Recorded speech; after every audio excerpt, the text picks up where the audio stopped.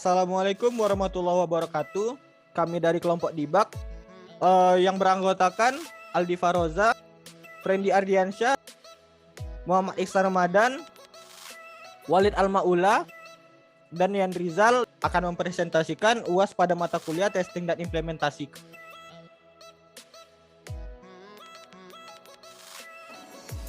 Pada tahap ini merupakan tahap dari diskusi.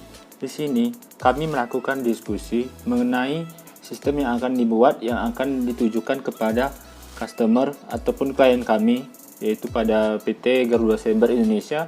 Kami akan membuat sistem informasi penggajian karyawan pada PT Garuda Cyber Indonesia.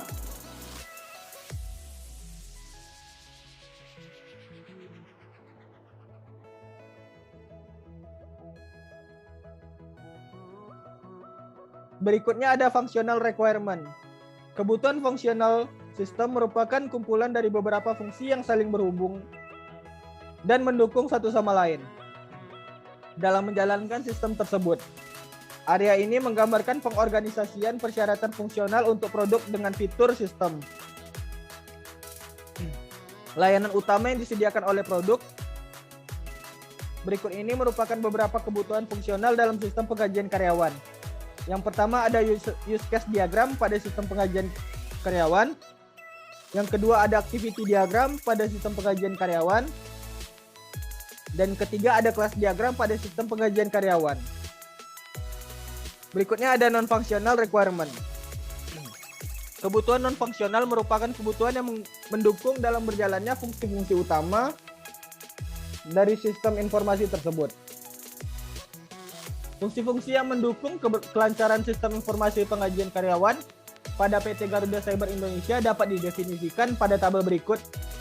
Antara lain yaitu yang pertama availability, yang kedua reliability, yang ketiga ada ergonomi, keempat ada portability, kelima ada memory, keenam ada response time, ketujuh ada safety, kedelapan ada security.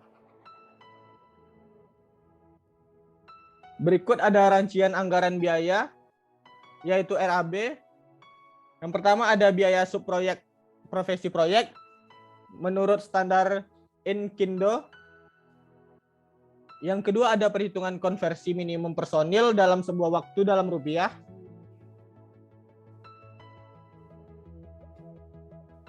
Yang ketiga ada total gaji sesuai lama proyek dalam rupiah. Yang keempat ada biaya non-personal. Yang kelima ada total biaya keseluruhan.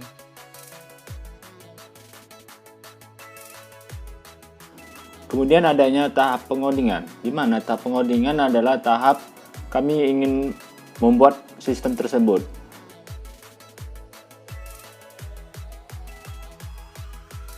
Tahap selanjutnya adalah tahap testing. Kami akan melakukan tahap testing, di mana kami akan melakukan di mana saja dan apa-apa saja kesalahan pada sistem tersebut, sehingga nantinya sistem tersebut menjadi sistem yang baik dan bagus dan dapat dijalankan dengan mudah.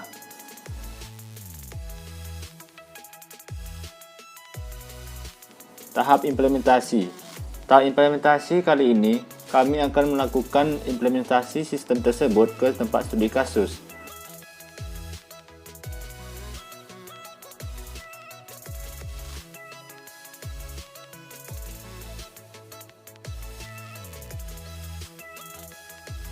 Nah, di halaman penggajian ini admin bisa melihat semua data penggajian yang sudah diinput.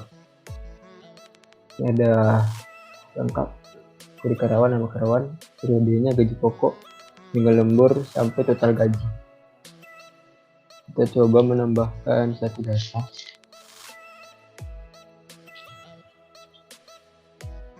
Oke, periode yang tadi kita tambahkan adalah Desember 2021. Kita pilih karyawan. Untuk data-data di bawahnya, kode karyawan itu sudah diinput otomatis, kemudian gaji pokok sudah diinput juga otomatis, keterlambatan juga sudah dihitung otomatis ada sistem, kemudian dana alfa juga, dana work plan, dan tunjangan lembur. untuk keterlambatan itu dihitung jika keterlambatannya melebihi dari 4 jam. Dan untuk jam berikutnya dihitung 100.000 per jamnya. Kemudian denda alfa juga dihitung otomatis menyebabkan, dan tunjangan lembur. Tunjangan lembur ini dihitung dari gaji pokok dikali 1/173, kemudian hasilnya dikalikan 1,5 untuk jam pertama dan dikali 2 untuk jam-jam berikutnya. Kemudian tunjangan lembur akan diinput secara manual, misalnya 55.000, komisi lewat 75.000, minus marketing 100.000,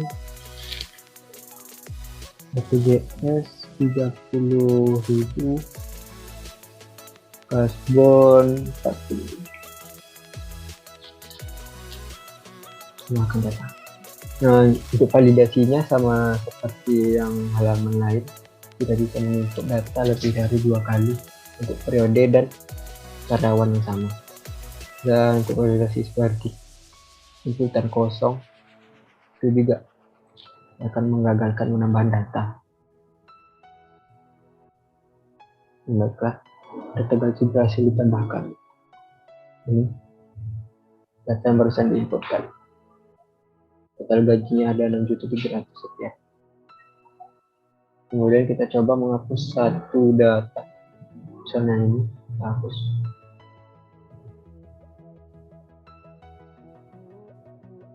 Itu gaji berhasil dihapus. Di sini juga ada menampilkan data per bulannya atau per tahun. Di sini kita coba per bulan September 2021. Menampilkan data gaji karyawan pada bulan November tahun 2021 saja. Jika di Desember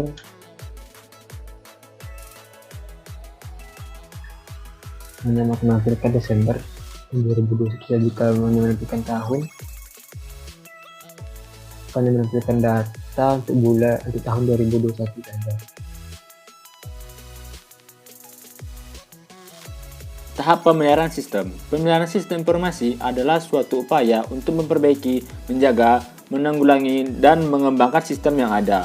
Pemeliharaan ini diperlukan untuk meningkatkan efisiensi dan efektivitas kerja sistem yang ada agar dalam penggunaannya dapat digunakan secara optimal, seperti melakukan pemeliharaan dari perbaikan bug atau maintaining information system. Pemeliharaan sistem informasi merupakan suatu kombinasi dari berbagai tindakan yang dilakukan untuk menjaga suatu sistem dalam kondisi yang prima.